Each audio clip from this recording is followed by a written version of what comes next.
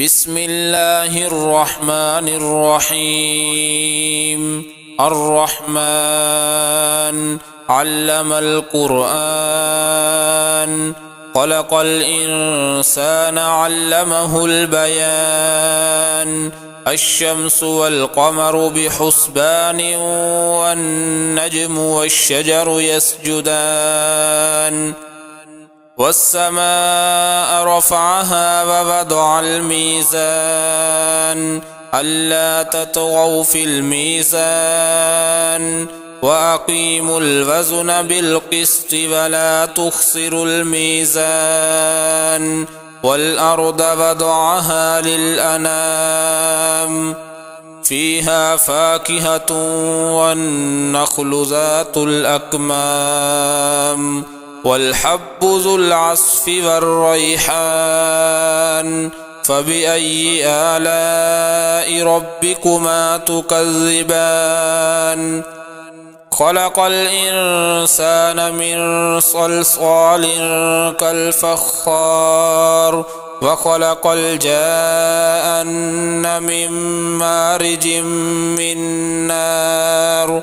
فبأي آلاء ربكما تكذبان؟ رب المشرقين ورب المغربين، فبأي آلاء ربكما تكذبان؟ مرج البحرين يلتقيان، بينهما برزخ لا يبغيان. فبأي آلاء ربكما تكذبان؟ يخرج منهما اللؤلؤ والمرجان. فبأي آلاء ربكما تكذبان؟ وله الجوار المنشآت في البحر كالأعلام. فبأي آلاء ربكما تكذبان؟ كل من عليها فان، ويبقى وجه ربك ذو الجلال والإكرام. فبأي آلاء ربكما تكذبان؟ يسأله من في السماوات والأرض، كل يوم هو في شأن. فبأي آلاء ربكما تكذبان؟ سنفرغ لكم أيها الثقلان. فبأي آلاء ربكما تكذبان؟ يا معشر الجن والإنس إن استطعتم أن تنفذوا من أقطار السماوات والأرض فانفذوا، لا تنفذون إلا بسلطان.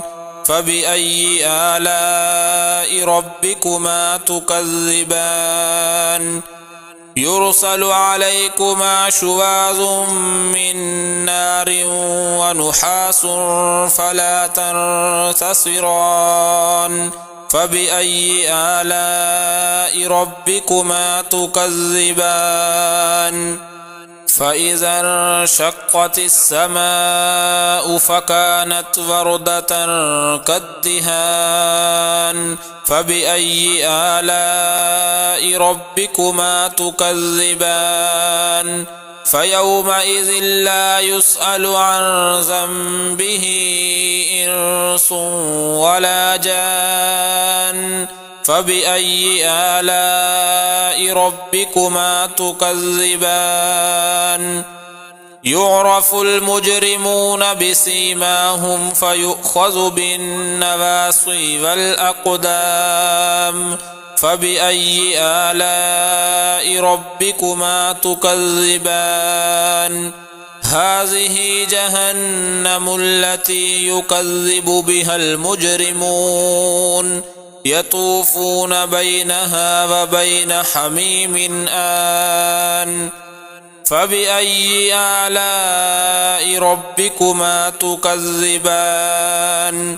ولمن خاف مقام ربه جنتان، فبأي آلاء ربكما تكذبان ذواتا أفنان فبأي آلاء ربكما تكذبان فيهما عينان تجريان فبأي آلاء ربكما تكذبان فيهما من كل فاكهة زوجان فبأي آلاء ربكما تكذبان متكئين على فرش بطائنها من استبرق وجنى الجنتين دان فبأي آلاء ربكما تكذبان فيهن قاصرات الطرف لم يطمثهن إنس قبلهم ولا جان فبأي آلاء ربكما تكذبان كأنهن الياقوت والمرجان فبأي آلاء ربكما تكذبان هل جزاء الإحسان إلا الإحسان فبأي آلاء ربكما تكذبان ومن دونهما جنتان فبأي آلاء ربكما تكذبان مدهامتان